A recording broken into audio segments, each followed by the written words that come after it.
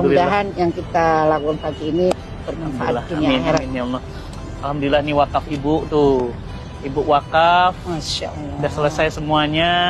Tinggal dikit lagi Bu mohon doanya. Ini bangunan utamanya. Masya Allah.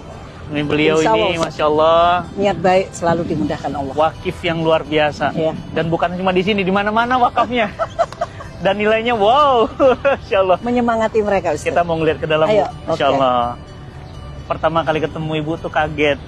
Tampilannya biasa, ikut majelis taklim, duduk di bawah. Masya Allah. Lah kok tiba-tiba ngasihnya miliar gitu.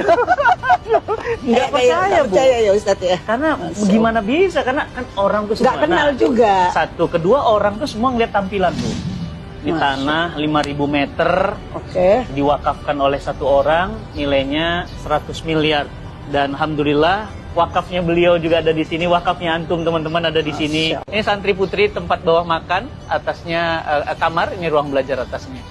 Alhamdulillah, dan selesai kurang dari 3 tahun. Masya Allah. Alhamdulillah. Itu salah satu bukti kebesaran Allah. Allahu Akbar. Bu Aisyah, Ya Ustaz. saya gak akan pernah bisa lupa pertama kali ketemu ibu. Karena saya hadir waktu itu dalam tanda kutip manusiawi Bu, kecewa. Saya biasanya kalau hadir jamaah itu selalu banyak, bludak gitu. Tiba-tiba pas datang cuma 7 orang. Itulah manusia, saya manusia biasa. Ketika datanglah 7 orang, saya mau galang dana wakaf untuk pesantren saya gimana. Tapi ternyata 7 orang, ada 1 orang namanya Bu Aisyah dengan penampilan yang sangat sederhana berwakaf miliaran. Dan sekarang pesantrennya sudah jadi. Masya Allah. Bu, saya juga ingin tahu, ibu wakaf dengan nilai yang sebesar itu ada rasa seperti apa Bu? Nggak sayang, itu kan uang bisa beli rumah, bisa beli mobil Forsi, Lamborghini. Allah menitipkan harta kan bukan buat kita beli kapal pesiar, buat beli tas Hermes. Walaupun bisa, ada teman saya sindir, kamu tuh terlalu bangga dikasih duit anakmu segitu. Beli dong tas Hermes 1 M Ustaz. Saya bilang kalau saya dikasih uang untuk beli Hermes, saya panggil yayasan bangun masjid aja. Saya tidak punya tas branded, saya tidak punya, sama sekali tidak. Saya pingin brandednya Allah aja. Doain saya Ustaz. Saya sebagai orang tua ya, saya nggak tahu orang tua lain. Itu harus anak itu tergantung ibu, bukan tergantung ayah. Kalau pilih istri itu ibu yang pintar, ibu yang benar. Karena dia nanti yang akan mendidik. Gak sembarangan. Saya persiapkan anak saya sesuai keinginan saya. Saya nggak pengen kok punya anak jadi profesor. Jadi anak itu harus dipersiapkan oleh orang tuanya. Masalahnya saya juga pernah dengar dari ibu. Ibu punya restoran di Surabaya, di jalan yang sangat-sangat prestisius. Ibu wakafkan dan nilainya juga puluhan miliar. Masya Allah. Bu, ibu tuh, saya mikir uangnya kok kayak tisu ya. Dicabut keluar, dicabut. Apa gimana, nggak habis-habis apa gimana? Kan sesuai janji Allah. Berbagi 1 diganti 10. Ada yang lebih dalam lagi, Al-Baqarah diganti 1 700 kali. 700 kali. Kenapa harus takut? Kenapa harus pelit di jalan Allah? Orang tua saya Ustaz, hotel itu mau dibeli Megawati dengan uang ya, dikasihin ke Nahdlatul Ulama. Itu contoh dari orang tua. Boleh kasih bocoran seperti apa orang tua dulu? Dia lihat guru ngaji belum haji, dia haji. Kayak cerita Ustaz tadi. Setiap tahun ada aja. Tanah di mana-mana panggil, di sini kasih kan. Anaknya nggak ada yang kasih.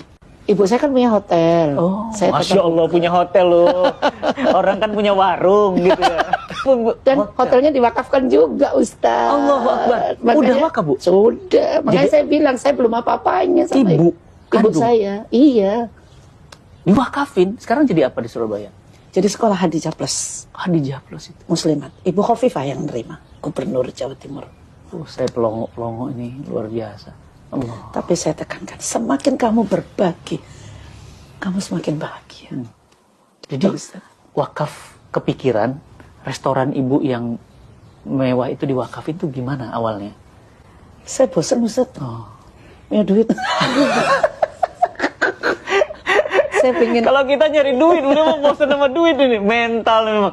Ini Bu, mindset Bu. Jadi dunia itu akhirnya datang ke ibu sujud tuh begitu. Ibu kok bisa ngelepas harta sebesar itu? Allahu Akbar. Yang menggerakkan hati itu Allah. Saya sendiri itu anak saya ya. Waktu dengerin kajian Ustadz kasih presentasi, tunjukin ke kita bahwa dapat tanah wakaf, cerita begini-begini, saya ditepuk. Mah kejar itu Ustadz. Yuk kita kasih apa yang beliau ini. Saya temui Ustadz, datang ke rumah. Begitu aja terjadi. Tapi yang muncul bukan rasa kehilangan yang uang yang rasa bahagia bahwa kita bisa berbagi segitu. Itu menurut saya masih sangat kecil. Jadi rasa bahagia itulah yang tidak ternilai dengan miliar tadi. Yang didatangkan sama Allah. Jadi ada rasa bahagia ketika mengeluarkan harta. Setiap kita berbagi, bahagia itu selalu hadir.